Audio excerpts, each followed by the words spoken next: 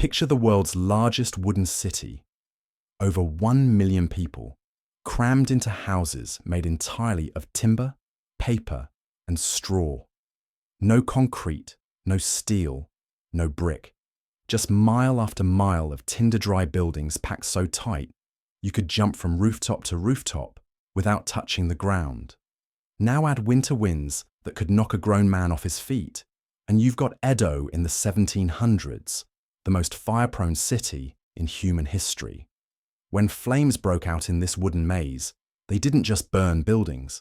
They devoured entire neighborhoods in minutes. The people of Edo had a nickname for these infernos, the flowers of Edo. Sounds poetic, right? Wrong. It was gallows humor at its finest. These flowers bloomed with the fury of hell and left nothing but ash in their wake.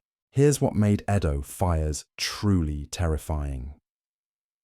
The city was basically one giant matchbox. Houses were built so close together that neighbors could literally pass rice bowls through their windows. The roofs were made of cedar bark and thatch, materials that might as well have been soaked in gasoline. When the dry winter winds called karakazi started howling through the streets, even the smallest spark could turn into a city-killing monster in less time than it takes to boil water. The numbers tell a horrifying story. Between 1601 and 1867, Edo suffered over 1,700 major fires. That's one catastrophic blaze every 2 months for nearly 3 centuries. The Great Fire of Maireki in 1657 killed over 100,000 people and burned down 2/3 of the entire city. To put that in perspective, it was like modern-day Tokyo losing everything from Shibuya to Shinjuku in a single afternoon. The fire was so intense that it created its own weather system, generating tornado-like winds that picked up burning debris and hurled it across the Sumida River. But here's what's truly remarkable about this story. The people of Edo didn't just accept their fate and hope for the best. They built the most sophisticated urban firefighting system the world had ever seen. Without a single modern fire truck, without pressurized water systems, without even basic fire hydrants. What they had instead was something far more impressive: the hikeshi. The hikeshi weren't just firefighters, they were urban warriors who turned fighting fires into an art form. These guys developed techniques so effective that they could stop blazes that would have consumed entire European cities of the same era. They worked with nothing but rope, wooden ladders, and hooks that looked like they'd been borrowed from medieval torture chambers. Yet somehow, they managed to save millions of lives and countless neighborhoods from the flames that the city's own residents called flowers. The secret wasn't just courage, though the hikeshi had plenty of that. It was strategy, organization, and a deep understanding of how fire moved through their wooden world. They turned fire prevention into a science and firefighting into a coordinated military operation. Every neighborhood had its own brigade. Every brigade had its own specialty. And when the alarm bells started ringing, the entire system kicked into action like a perfectly oiled machine. The hikeshi system was born from necessity, but it evolved into something extraordinary. There were 3 main types of fire brigades in Edo. The machi hikeshi were the town firefighters, local merchants, craftsmen and laborers who protected their own neighborhoods. These weren't professional firefighters in the modern sense. They were regular people who dropped whatever they were doing when the fire bells rang. A sake brewer might be stirring his rice one minute and climbing onto a burning roof the next. Then you had the daimyo hikeshi, the samurai fire brigades. These were the elite units, funded by wealthy feudal lords and trained like military forces. They had the best equipment, the most training, and the authority to commandeer resources during major fires. When a daimyo hikeshi unit showed up, other brigades stepped aside. These weren't weekend volunteers. They were professional fire warriors who treated every blaze like a battle. Finally, there were the shogunate firefighters, the government's own forces responsible for protecting the most important buildings in the city. They were like the secret service of firefighting, focused on keeping the Edo castle and other critical structures from going up in smoke. What made this system work wasn't just the different types of brigades, it was how they coordinated. Each brigade carried a matoi, a distinctive standard that served as both a rallying point and a communication tool. These weren't just decorative flags, they were tactical markers that told other brigades exactly where each unit was positioned and what they were doing. From across a smoky neighborhood, firefighters could read the matoi like a battlefield map. The preparation for fighting fires started long before the first spark appeared. Every night, watchmen climbed wooden towers scattered throughout the city, scanning the horizon for the telltale glow of flames. These towers, called Hinomi Yagura, were like primitive radar stations, positioned to give the best possible view of their assigned districts. The watchmen weren't just looking for fires, they were monitoring wind patterns, checking the dryness of the air, and keeping track of which neighborhoods were most vulnerable on any given night. When a watchman spotted flames, he didn't reach for a telephone or radio. Those wouldn't be invented for another century. Instead, he grabbed a massive bell and started ringing out a coded alarm. Different bell patterns meant different things: the location of the fire, the severity of the blaze, and which brigades needed to respond. It was like Morse code, except instead of dots and dashes, they used clangs and pauses to coordinate an entire city's emergency response. The moment those bells started ringing, Edo transformed. Shopkeepers abandoned their stores, craftsmen dropped their tools, and samurai grabbed their gear. The streets filled with people running toward the fire, not away from it. This wasn't panic, it was organized chaos, with every person knowing exactly what their role was in the coming battle against the flames. The hikeshi had learned through bitter experience that fighting fires in Edo required completely different tactics than anywhere else in the world. European firefighters of the same era focused on pumping water onto flames, but in Edo, water was often scarce, and the fires moved too fast for traditional methods. Instead, the hikeshi became masters of controlled destruction. Their primary weapon wasn't water. It was the toboguchi, a fearsome hook that could tear down entire buildings in minutes. These hooks were about 6 feet long, with curved metal blades sharp enough to slice through wooden beams and strong enough to pull down walls. When a fire threatened to jump from one building to another, hikeshi teams would use their toboguchi to literally tear down everything in the fire's path, creating firebreaks that stopped the flames cold. This sounds simple, but it required incredible skill and split-second decision-making. The hikeshi had to read the wind, predict where the fire would spread next, and choose which buildings to sacrifice to save the rest. Get it wrong, and you might tear down a dozen homes for nothing. Get it right, and you could save an entire district.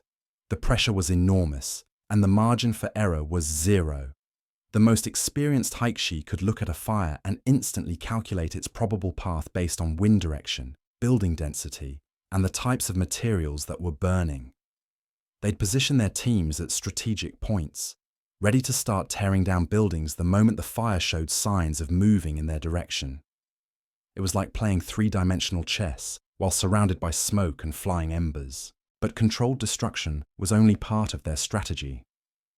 The hikeshi also became masters of water management, even when water was scarce. Every neighborhood maintained wooden tubs filled with water, positioned at regular intervals throughout the streets. These weren't massive reservoirs. Each tub held maybe 50 gallons. But there were thousands of them scattered across the city. When a fire broke out, bucket brigades would form human chains stretching from these tubs to the flames, passing containers of water hand to hand faster than you'd believe possible. The bucket brigades weren't just random volunteers passing water around. They were organized with military precision, with specific people assigned to specific positions. The strongest men worked closest to the fire, where the heat was most intense and the buckets were heaviest. Women and children formed the middle sections of the chain, where speed mattered more than strength. The elderly and injured took positions near the water sources, where they could refill buckets without getting too close to the danger. These human chains could move thousands of gallons per hour, but the real genius was in how they used the water. Rather than trying to douse entire buildings that were already burning, the hikeshi focused on wetting down roofs and walls that weren't on fire yet. They learned that prevention was far more effective than cure.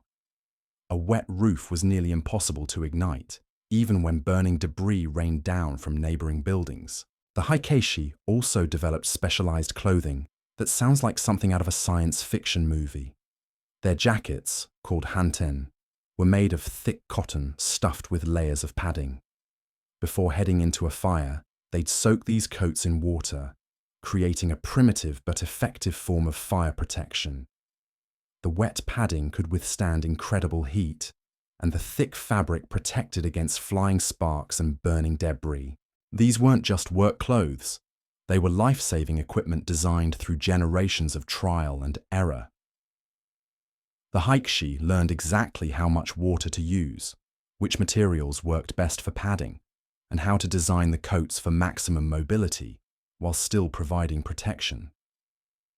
Each brigade had its own distinctive hanten design, with specific colors and patterns that made it easy to identify which unit each firefighter belonged to, even in thick smoke. But perhaps the most impressive aspect of the hikeshi system was how they handled coordination during major fires. When multiple brigades responded to the same emergency, there had to be a clear chain of command, or the entire operation would collapse into chaos. The solution was a complex hierarchy based on location, specialization, and social status that somehow managed to work smoothly, even in the most stressful conditions imaginable. The daimyo hikeshi usually took overall command during major fires, but they worked closely with local matoi hikeshi, who knew their neighborhoods better than anyone. It was like having a general work with local scouts. The general had the authority and resources, but the scouts had the detailed knowledge that could make or break the mission. This cooperation wasn't always smooth, and there were definitely conflicts between different types of brigades, but when lives were on the line, the hikeshi found ways to work together. What made their coordination even more remarkable was that they had to make life and death decisions in minutes, with incomplete information, while surrounded by smoke and chaos. Modern firefighters have radio communication, computer modeling, and detailed building plans. The hikeshi had their eyes, their experience, and their ability to read smoke patterns and wind directions. Yet somehow, they managed to save most of the city most of the time. The hikeshi turned firefighting into something that was part military operation, part athletic competition, and part community ritual. When the bells rang and the matoi standards went up, an entire city mobilized with a precision that would impress modern emergency responders. These weren't just brave people running toward danger. They were the world's first urban firefighting specialists, and their methods would influence fire protection strategies for centuries to come. The real magic happened when everything went according to plan. But in Edo, plans had a nasty habit of falling apart faster than wet paper. Take the winter night of February 12, 1723, when watchman Tanaka Heisuke spotted flames dancing across rooftops in the Nihonbashi district. What started as a routine fire call turned into a 12-hour battle that tested every trick the hikeshi had learned over decades of fighting these wooden monsters. Heisuke didn't waste time rubbing his eyes or wondering if he was seeing things. The moment he confirmed flames, he grabbed his bell and started hammering out the emergency code. 3 long rings, pause, 2 short rings, pause, 4 rapid clangs. Every hikeshi within miles knew exactly what that meant. Major fire, Nihonbashi district. All brigades respond immediately. Within minutes, similar bells were echoing across the city as other watchtowers picked up and relayed the alarm. The machi hikeshi of Nihonbashi were the first to respond because they lived right there in the neighborhood. These guys knew every alley, every narrow passage, and every building that was likely to go up like a torch. Their leader, a rice merchant named Sato, who'd been fighting fires for 15 years, took one look at the wind direction and knew they were in trouble. The Karakazi was blowing hard from the northwest, which meant the fire would race straight toward the fish market, where thousands of wooden stalls were packed together like kindling. But here's where the hikeshi system really showed its genius. While Sato's local brigades started their initial attack, runners were already sprinting through the streets to alert the daimyo hikeshi. These weren't casual jogs. We're talking about life or death sprints through dark, winding streets, where one wrong turn could cost precious minutes. The runners carried wooden tokens that identified which fire they were reporting and how serious it was. No token, no response from the elite units. The first daimyo hikeshi unit to arrive belonged to Lord Matsudaira, and they came prepared for war. These guys had the best equipment money could buy. Longer ladders, sharper hooks, and those fancy quilted jackets that could withstand heat that would cook a normal person. But more importantly, they had something the local brigades didn't: the authority to make tough decisions about which buildings to sacrifice. Picture this scene. Dozens of men in water-soaked jackets running toward a wall of flames, carrying hooks and ladders that looked like they'd been designed by someone with a medieval torture fetish. The smoke was so thick you could barely see 10 feet ahead, and the heat was intense enough to make your eyebrows curl. Yet these guys charged straight into it like they were heading to a festival. The Tobaguchi teams went to work first. These weren't random acts of destruction. Every building they targeted was chosen with surgical precision. The lead hookman would point at a structure and shout instructions to his team. Within seconds, 6 men would be attacking that building from different angles, their hooks biting into wooden beams and tearing through walls like they were made of paper. The sound was incredible, a combination of splintering wood, shouting men, and the constant roar of flames that made conversation impossible. But pulling down buildings while a fire raged around you wasn't exactly a leisurely construction project. The hikeshi had to work fast enough to stay ahead of the flames, but careful enough not to bring a roof down on their own heads. One wrong move with a Tobaguchi could send a burning beam crashing into the crowd below. The skill required was absolutely insane. Imagine trying to demolish a house with hand tools while wearing a blindfold and standing on a trampoline. Meanwhile, the bucket brigades were forming human chains that stretched for blocks. The closest water source was nearly half a mile away, which meant they needed hundreds of people to keep the water flowing. But this wasn't just a matter of grabbing the nearest warm body and handing them a bucket. Each position in the chain required specific skills and stamina. The guys near the fire had to work in brutal heat while handling buckets that weighed 40 pounds when full. The people in the middle sections had to maintain a rhythm that could keep thousands of gallons moving per hour without breaking the chain. The most dangerous job belonged to the roofmen, hikeshi who climbed onto buildings that weren't burning yet and soaked them down with water from the bucket lines. These guys were basically playing Russian roulette with gravity, heat, and flying embers.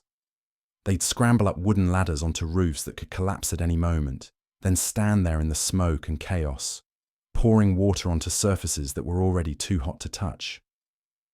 One slip, one moment of bad luck, and they'd either fall through a burning roof or get hit by debris from a collapsing building nearby.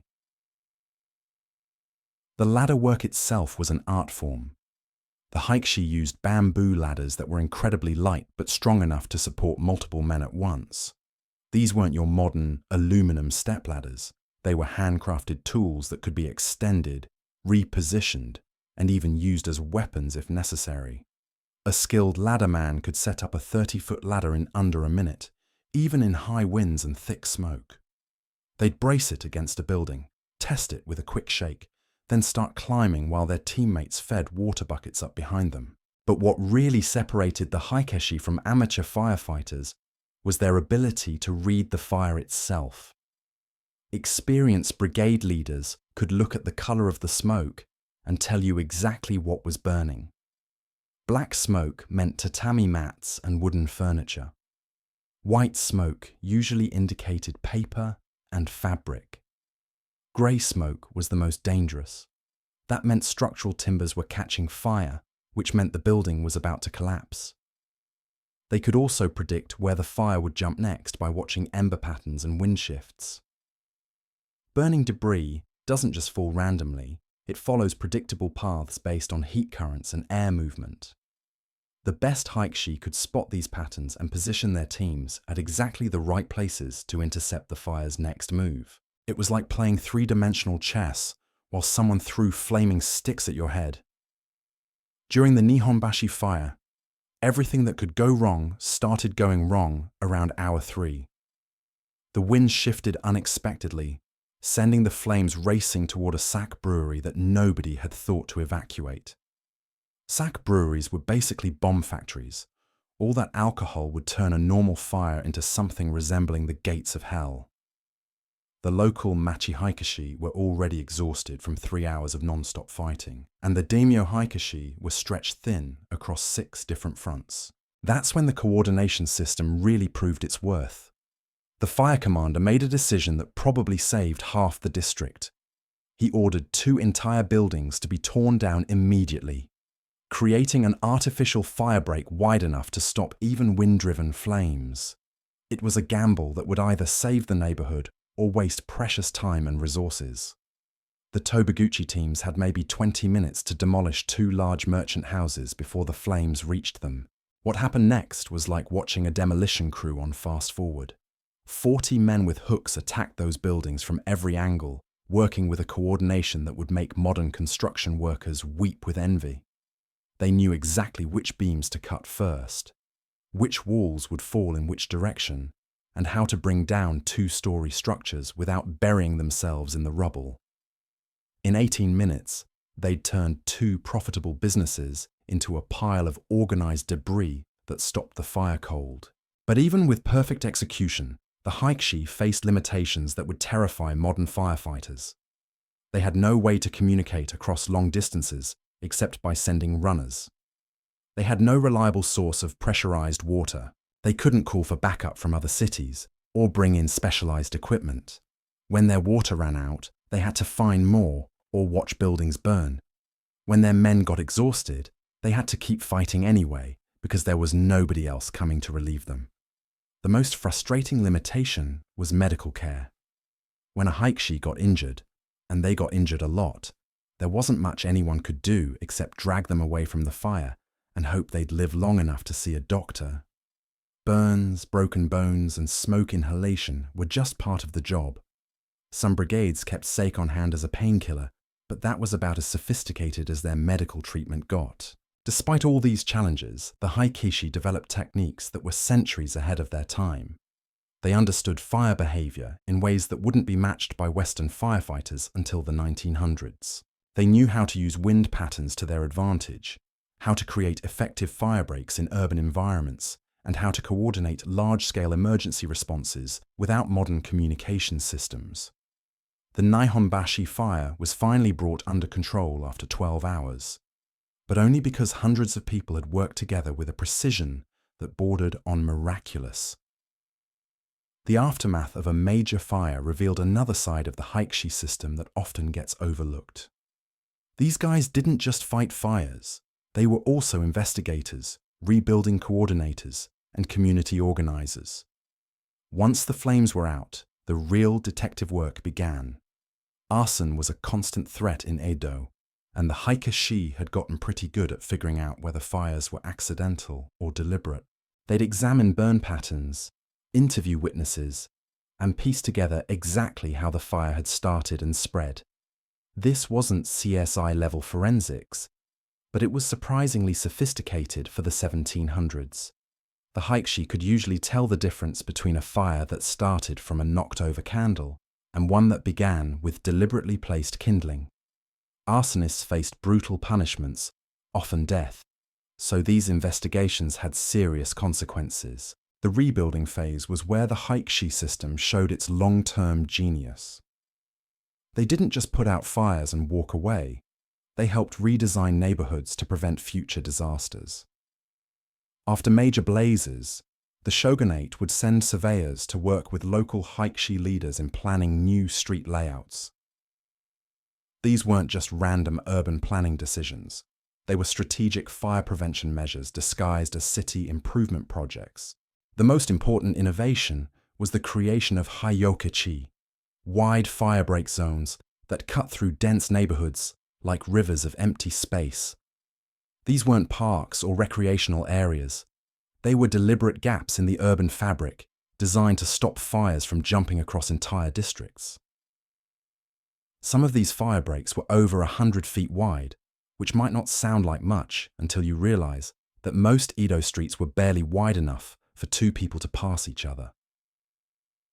Creating these firebreaks meant tearing down existing buildings and relocating entire families. But the hikeshi had learned through bitter experience that preventing fires was infinitely easier than fighting them. The Great Fire of Meireki had taught everyone a harsh lesson about what happened when flames found uninterrupted paths through wooden neighborhoods. After that disaster, the city embraced controlled destruction as a planning principle. But the hikeshi weren't just urban planners. They were also the keepers of institutional memory. Every major fire generated lessons that got passed down through generations of firefighters. They developed oral traditions that preserved detailed knowledge about which buildings burned fastest, which neighborhoods were most vulnerable during different seasons, and which tactics worked best under specific conditions. These weren't written manuals or formal training programs. They were stories told around sake cups after long nights of fighting fires. An experienced hikeshi might tell a rookie about the time a roof collapsed in the Asakusa district, not just to entertain him, but to teach him which warning signs to watch for. This informal education system created firefighters who understood their city at a level that no modern training program could match. The cultural identity of the hikeshi became as important as their firefighting skills. Each brigade developed its own traditions, its own songs, and its own way of displaying their matoi standards. These weren't just practical tools, they were symbols of pride and community identity. A brigade's matoi design told the whole neighborhood exactly who was risking their lives to protect them. Over time, this pride evolved into something that bordered on performance art. The hikeshi developed elaborate ceremonies around raising their matoi, with specific rituals for different types of fires and different levels of danger. By the 1800s, some brigades were competing to see who could display their standards in the most dramatic fashion, leading to the spectacular ladder performances called hashigo nori that became famous throughout Japan. These ladder stunts weren't just showing off, they were demonstrations of the incredible skill and courage that firefighting required. A hikeshi who could balance 30 feet in the air on a bamboo ladder while spinning a matoi standard was probably someone you'd want on your team when flames were racing toward your house. The performances became recruitment tools and public relations events that kept the community invested in supporting their local fire brigades. But perhaps the most lasting legacy of the hikeshi was how they proved that effective disaster response didn't require advanced technology. It required organization, training, and community commitment. These guys saved countless lives and preserved huge sections of the world's largest wooden city, using nothing but rope, hooks, and an incredible amount of courage. Their methods influenced Japanese firefighting for centuries. Even today, Tokyo's fire department maintains some hikeshi traditions, including ceremonial matoi displays and community-based fire prevention programs. The basic principles the hikeshi developed, early detection, rapid response, controlled destruction to create fire breaks, and community-wide coordination, became standard practices in fire departments around the world.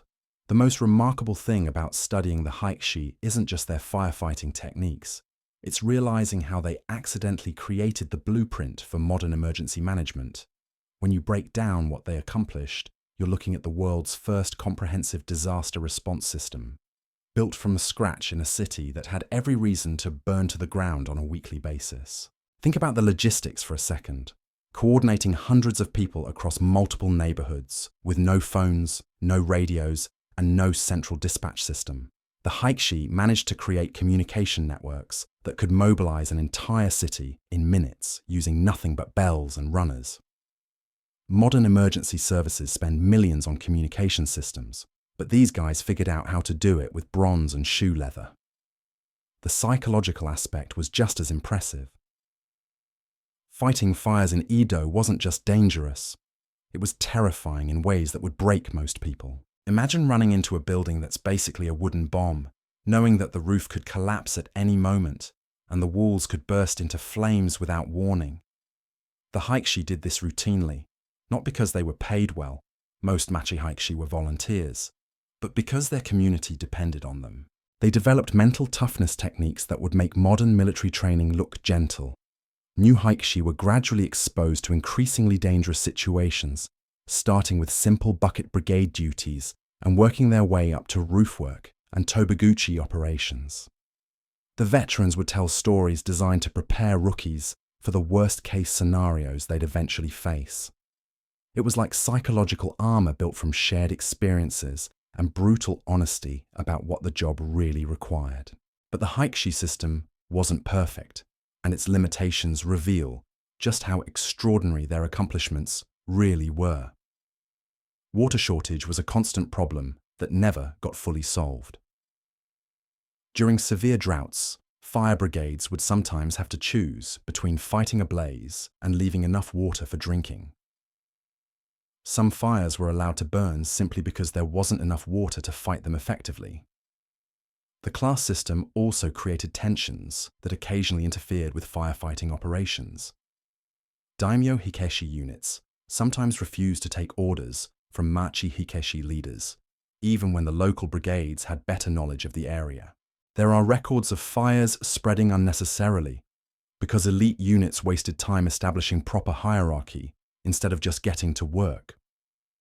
Pride could be as dangerous as flames when it came to saving lives. Weather was another enemy that the hikeshi never fully conquered. The same winter winds that made fires so dangerous also made fighting them nearly impossible. During severe windstorms, flying debris became projectiles that could kill firefighters from blocks away. Some of the worst fires in Edo's history happened when hikeshi brigades were forced to retreat because conditions became too dangerous for even these incredibly brave men. The physical toll on firefighters was enormous. Most hikeshi showed signs of chronic lung damage from smoke inhalation by their 30s. Burns, cuts, and broken bones were so common that experienced firefighters could be identified just by looking at their scars. The average career of an active hikeshi was about 15 years, not because they retired, but because their bodies couldn't handle the punishment anymore. Yet despite all these challenges, the hikeshi created something that lasted for centuries. When the Meiji Restoration brought Western technology and ideas to Japan, the new government could have completely replaced the traditional firefighting system. Instead, they chose to modernize it while preserving its core principles. The community-based structure, the emphasis on prevention over cure, and the detailed knowledge of local conditions were too valuable to abandon. Modern Tokyo still uses fire prevention strategies that trace directly back to hikeshi innovations. The city's building codes require fire breaks between structures, just like the hyokichi zones the hikeshi helped design. Neighborhood fire prevention associations maintain the community involvement that was central to the old system. Even the ceremonial aspect survived. Tokyo Fire Department still performs hashigo nori ladder displays during New Year celebrations, connecting modern firefighters to a tradition that stretches back over 3 centuries. The hikeshi proved that the most sophisticated technology isn't always the most effective solution. They saved more lives and property with hooks and ladders than many modern fire departments manage with million-dollar equipment. Their secret wasn't better tools. It was better understanding of their environment, better coordination between different groups, and better preparation for the disasters they knew would eventually come. What makes their legacy even more impressive is how it spread beyond firefighting. The organizational principles the hikeshi developed influenced everything from military logistics to business management in Japan. The idea that local knowledge was more valuable than central authority, that prevention was more cost-effective than reaction, and that community involvement was essential for any successful emergency response. These concepts became part of Japanese institutional thinking. Today, when disaster management experts study the hikeshi system, they're not just looking at historical curiosities, they're examining techniques that could be adapted for modern emergency response. The community-based early warning networks, the rapid mobilization protocols, and the flexible command structures that allowed different groups to work together effectively. These are still cutting-edge concepts in disaster management. The hikeshi turned the most dangerous job in the world's most fire-prone city into something that actually worked. They took a situation that should have been an ongoing catastrophe and turned it into a manageable challenge. They proved that human ingenuity, courage, and organization could overcome seemingly impossible odds. In a wooden city that burned like kindling, they found ways to stop the flames. That's not just impressive, it's miraculous. The flowers of Edo kept blooming for over 2 centuries, but thanks to the hikeshi, they never consumed the entire garden. These men didn't just fight fires, they fought the very idea that their city was doomed to burn, and in the end, they won.